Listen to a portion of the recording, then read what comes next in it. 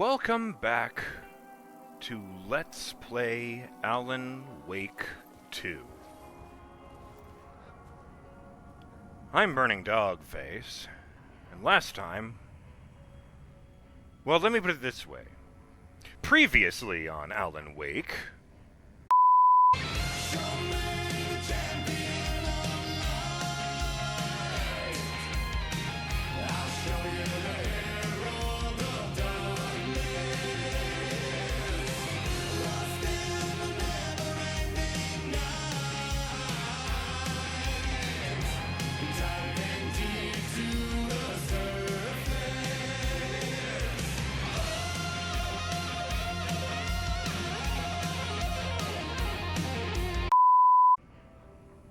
And now this time I find myself once again wandering around Noir York City.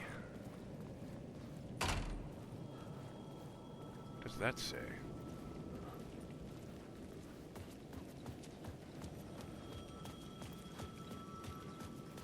Your fault. Oh, joy. Yeah, that just fills me with a warm hope right there. You die here. Great. Fantastic. Majestic Vista Travel. Your ticket to the Pacific Northwest. But yes, things are about the same as ever here, to be perfectly frank. This place kinda sucks. Shout out to Chris is God 666 who responded to my surprise upon finding that final verse by saying, "You thought it was over, but it's never over."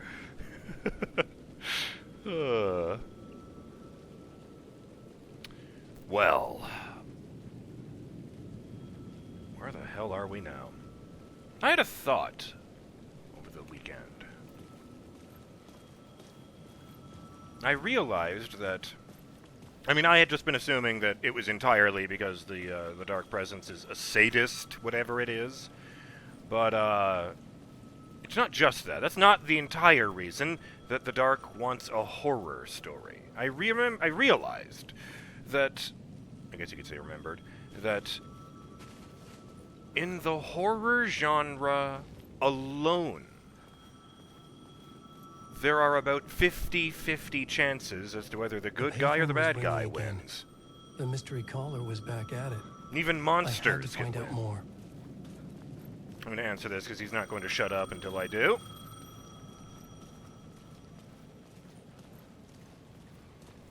I'm just saying, think about how many horror movies you've seen where the world ends or the monster kills everybody. And now think about how many action movies you've seen. Last time the caller pointed me in the right direction. I'm gonna save after this. Alan Wake? Do you know who I am? How the fuck could I? Whoa! There's that famous temper. Lucky thing I'm not a paparazzi. He straight up decked a photographer once. Refusing to tell me who you are. You remember? Oh, fuck me. Alan, listen. Tell me, how much do you remember? Did you visit Parliament Tower? Did you find anything there? Yeah. Alice is in danger. Scratch is reaching out to her, and there's another manuscript. Not initiation, return. I saw the title page. I don't remember writing it. Return? Oh, man, this is what we're after. The Scratch can't have it. Our survival, the survival of the fucking cosmic everything depends on this. Come to me. Ocean View Hotel. I left my room key for you. It's right there on the payphone. It wasn't there before, I think. Remember, the dark place works in loops and rituals. If the waves keep pushing you away, you just need to find another way in. We go with the flow of this ocean. Catch you soon, brother. You have to play along with the story. You can't just force it to do what you want it to do. The Ocean View Hotel. A suspicious invitation to a shady meeting. Right on the money for the hard-boiled genre the whole city was built upon. Room 665 key. Key to the mysterious caller's room at the Ocean View Hotel. Shout out to Elthwar, who says, the comment about waves makes it feel like some places in Alan's story will have some area that will be too dangerous to navigate. How did I not have that out already? So finding ways to maneuver around the darkness could be a nice take on the stealth genre, where using the editing power to alter paths to escape entrapment allows for a different set of challenges. That is true. That'd be very interesting. Though story-wise, I am curious as to who the caller is, because they seem to know more about the mechanics of this place than Alan does. So clearly they are experienced. So are they a past artist that has also fallen victim? Or some future person that we are interacting with outside of linear time? And I realize that as much fuckery as we've seen with the past and the present, that is entirely possible that they could also fuck with the future. You know, maybe just as Zane had a connection to this place in the 70s, and Alan has a connection to this place now, maybe that guy has a connection to this place in, say, 2053? I don't know, just picked a number out of my head. 20 years from now sounds about right.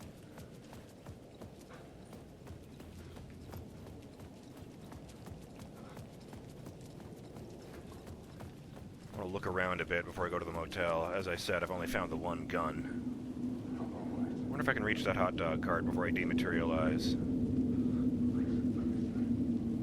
Just barely. The dark place wouldn't let me go that way. Colin, awake. I can't even imagine what that would feel like, finding yourself walking in the opposite direction without any amount of turning. These words, Frank. Where's the other one? Ah. Fuckers can't... Yeah, it's kind of hard to see them when they're just shadows. It's weird enough that they have physical presence even without mass.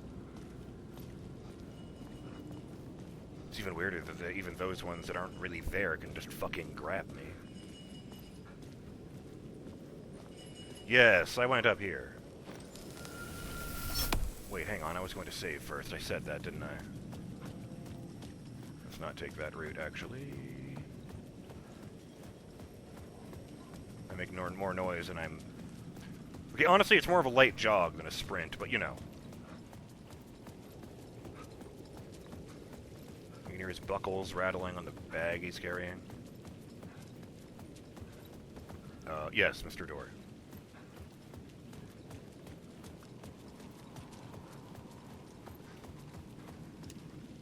I wanted to get that scene with the song in there, because I was really pissed when that, Oh, right. I was really pissed when it got to that big triumphant finale bit, and they, I thought there was one just here. And they deactivated it. Deactivated? No, what the fuck am I saying? They put the loading screen in there. It interrupted the music. Kind of spoiled the mood. Okay, sick, there was one in here.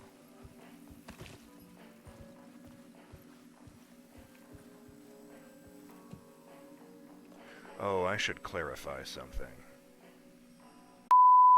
I wanted to throw a bone to Justin Jones, my blind viewer, who says, something that I am still trying to puzzle through, and apologies if it's very obvious, but do the shoeboxes act like a sort of character stash? If so, how many items can you store inside of them? Is there a limit? How many charms are you allowed to have equipped at once? I'm not a huge fan of killing wolves. Wolves made me think of this quote from a really good Horus Heresy novel. There are no wolves on Fenris, except, of course, for the wolves. Yes, actually, the shoeboxes are very much a character stash.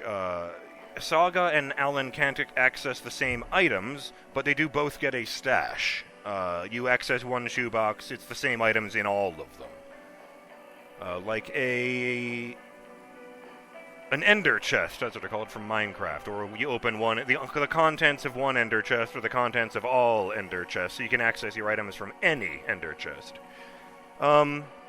My inventory currently has 15 squares in it. Some items take up more than one, like this first aid kit, as opposed to the trauma pad or painkillers. The first aid kit takes up 2, so did the shotgun and the crossbow, if I remember correctly.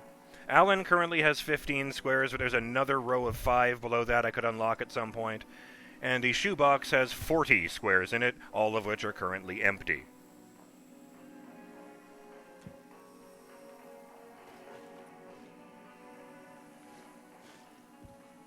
Let's see. was starting to say about... Well, I had some realizations about AWE while having a conversation with my good friend Ronan Drake. You see. That's why I brought up the horror thing earlier. And I think... I can't remember if it's explicit or not, but they really strongly seem to be implying that in AWE, Alan wanted to create a much more powerful protagonist than himself. He might have even created the Hiss and the Hiss Crisis at the Oldest House in order to create a crucible for Jesse Faden to be forged in. By the end of that campaign, she had all kinds of superpowers, a shape-shifting weapon with unlimited ammo. She had, the authority to command the Federal Bureau of Control. And, oh, by the way, she had had arguments, conversations, and even fights with creatures that are essentially gods. And the Hiss may have been Alan's trial run to get her used to the idea of fighting against a bodiless intelligence that possesses the bodies of innocent people and turns them into killers and cannot be reasoned with under any circumstances. Oh, no, wait, there were dudes there. I have to go across it that way to get to the thing I wanted to reach. I think Alan was training Jessie to kill the darkness, up to and including giving her a taste of the darkness by having her face the Hiss dark hybrid called the Third Thing.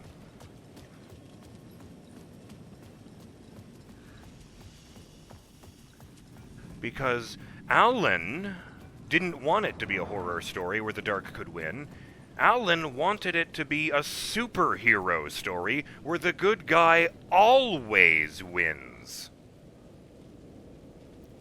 I mean, think about it.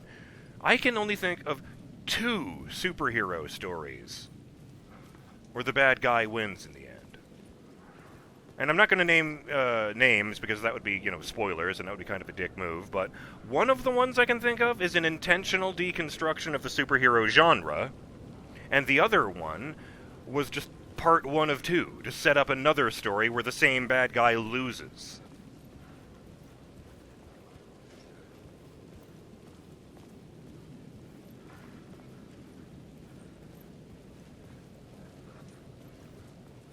Jeez.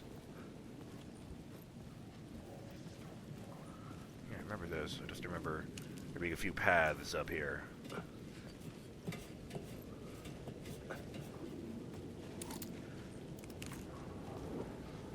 What the fuck? I don't want to be in the story. What in the hell? There's a poster over there that I don't like very much, Justin. One of those giant Times Square-sized building posters, and it says, "A forbidden play brought to life. The Cult, an unforgettable immersive theater experience, and the only thing on the image is a member of the Cult of the Tree, complete with the raincoat, the deer mask, and the necklace." Oh boy. Oh. Excuse me. Is there another path out of here? Let's go. Guess not. Excuse me, gentlemen. I'm just gonna go ahead and... Fuck!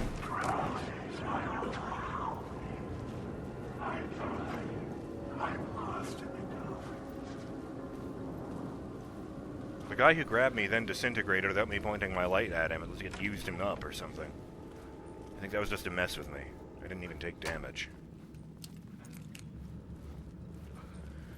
The fact that the doors don't lead to logical places really, really doesn't help. Ooh, save room. Save.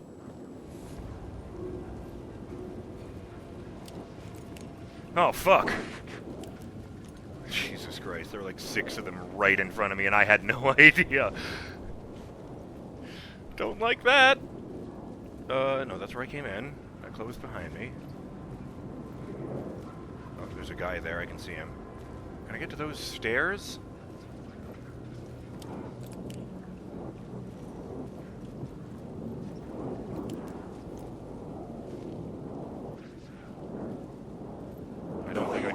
squeeze through here.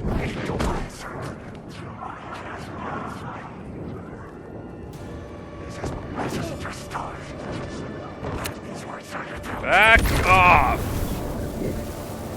Oh good, 2 of them have turned into real people.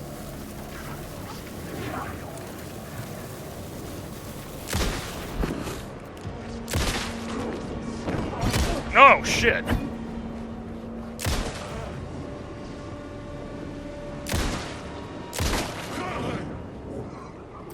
No, you don't! You guys get to fuck off. If you're a third guy, I will destroy you. Okay, no, they're just evaporating. Awesome. It is a really nice looking gun, but I can't help but think that a noir detective like Alex Casey would,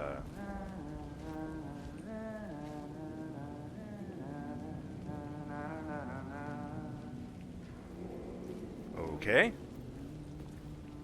This is happening.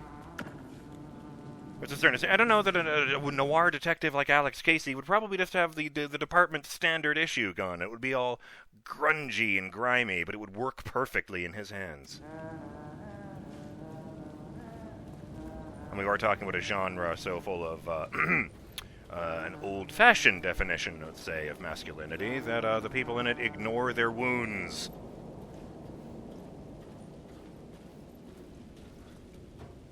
Hey, Tim. Alan. Tim Breaker. In case you don't remember again. I know, Tim. I'm remembering more now. It's good to hear, man. Found Mr. Door yet? How's your search for Mr. Door going? It's not great. This dream we're in. Putting a lot of roadblocks in my way. You think this is a dream? So you think this is a dream? I'm not ruling it out. You know, my dreams have always been incredibly vivid. They feel real until the second I wake up. In dreams, I'm often someone else. A different person with a different name, living a different life in a different world. Jack Joyce, for example. Alternate realities, maybe. Alternate edits, maybe? But certain things don't change. Like Door. Oh, God. I was sent a clip from Control yesterday, and I vaguely remember the scene, but there was so much more to it than I remembered, and it was so specific to Alan Wake 2 that it almost felt like a spoiler. This sketch looks familiar. The sketch you have does look like the Door I know.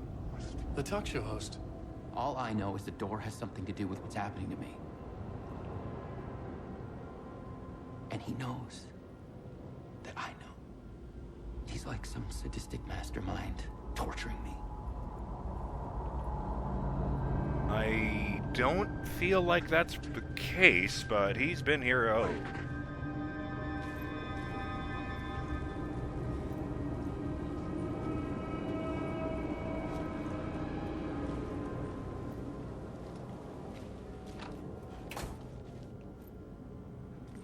He's really good at stockpiling these supplies, but I have to wonder where he's getting them. The only things open in a noir story will be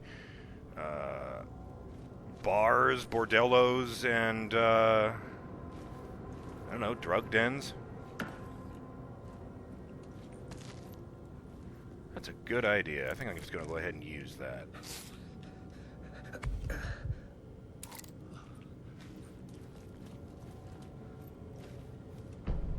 The Dark Place. New map. Didn't I already have this map? Oh, fuck it. Maybe it changed.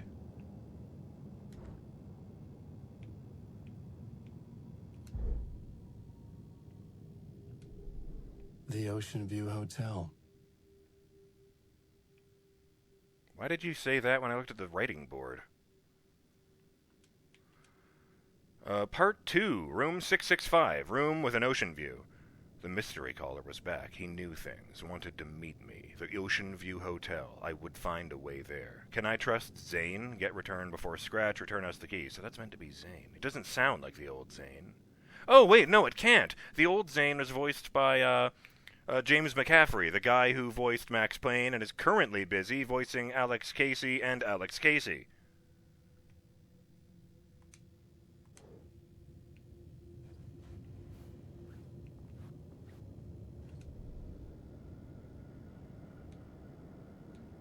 I was really, really hoping there'd be some version of the song in there, the TV, but whatever. Oh, that's right! Oh, no, I did keep that. Good, good, good. I thought I would have to go re-find that word of fix in order to bring my maximum health up by 35%. Sorry, I had to spaced out for a moment there. I think it's more full than before. Warland door. Remember, I was at the morgue. I was about to give the evidence to the FBI. Door transported me here to this dream reality. Why? Who? Where? Why? Motive? Why me? What is this place? A dream. Feels like it, not real. No place, every place, all places, any place. Now New York, not NYC. Away to other places. A nexus? Is Door the gatekeeper, or trying to get somewhere? Everywhere? Door, gate, portal, port, opening, access, window. I do note they leave out hatch. Facts. Missing time, no memory. Until now, have I always ended up here while I forget when I get out? Abducted, aliens, door, UFOs, polyhedrons? Those are mathematical shapes. I don't know what that has to do with anything. Dreams. Me, but not me. Others I know, yet they are different. The red-headed woman? Red-headed woman. Jesse? But he wasn't in the Control. Oh, but she was! The actress who played Jessie in Control also played Beth Wilder in Quantum Break, the secondary protagonist. She wasn't playable or anything, but she was probably the most important character in the game, other than Jack Joyce himself and the antagonist.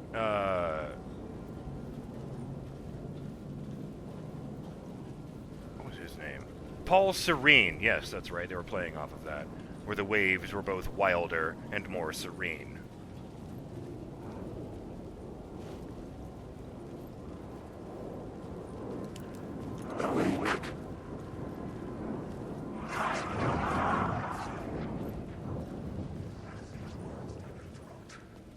There's this light at the top of the screen, on the edges of the screen even.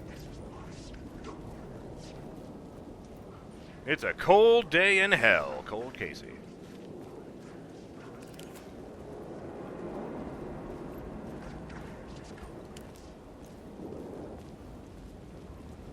Actually, I should do that at least. I'll happily accept,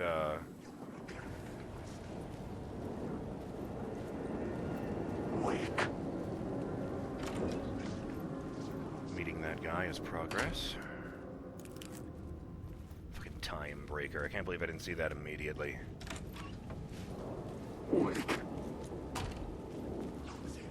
I will notice that Alan went to all the trouble to set up a new protagonist for a superhero story, someone who could, make a story about... You could center a story around Jessie and have it be about her effortlessly defeating the minions of evil and finally penetrating to the heart of the dark place and destroying the dark presence.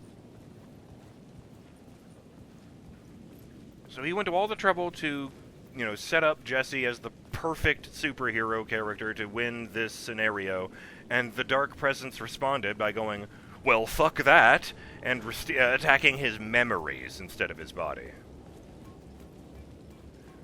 So he went to all that trouble, and now he can't remember that he did it, or that he has a much more appropriate protagonist available than himself or Saga. Once again, he's been manipulated into making it a horror story.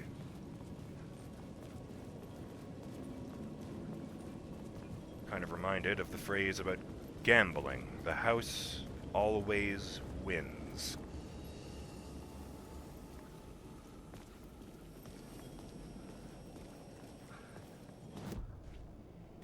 Wrong button. Huh, that looks important. This way? Yeah, this way. Let's check that out and call it a video.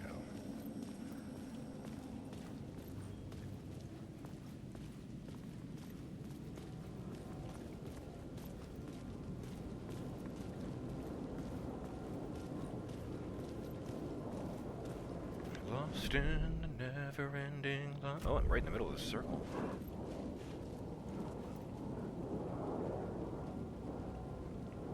Ah, arrows. Word of action found. I'm just gonna walk away before I use that because there are dudes right here.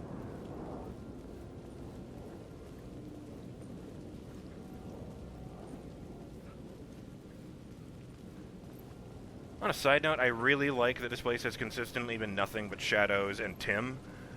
But when we did the musical number and we got to the part where he was going through Bright Falls, Alan was still attacked by the Taken instead. Very historically accurate. That was the map button. I was already looking in the right direction. Words of action. What do you suppose that means, the one dot with the two dashes next to it? It looks like it says 1 inch, but what the fuck does that mean? You know, those are fucking pretty devastating. Turning tables decreases damage received from the darkness projectiles by 25%. There we go. Just keep knocking me right on my ass.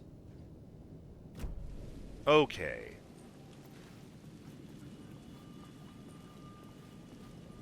I'm BurningDogFace, and I'll see you on the next episode of Let's Play Alan Wake 2. When, I guess I head over here and go looking for another one of those things. Interesting. It probably won't lead to treasure, but you know, it would be nice.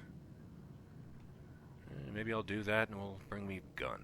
Yeah, find one of these light shifts and, throw light into it to make, I don't know, a fucking quadruple-barreled shotgun fall from the sky. That would be nice. Ah, well. Till next time, Burning Dog fans. Brush your teeth, listen to your parents, unless they suck, and stay in the light.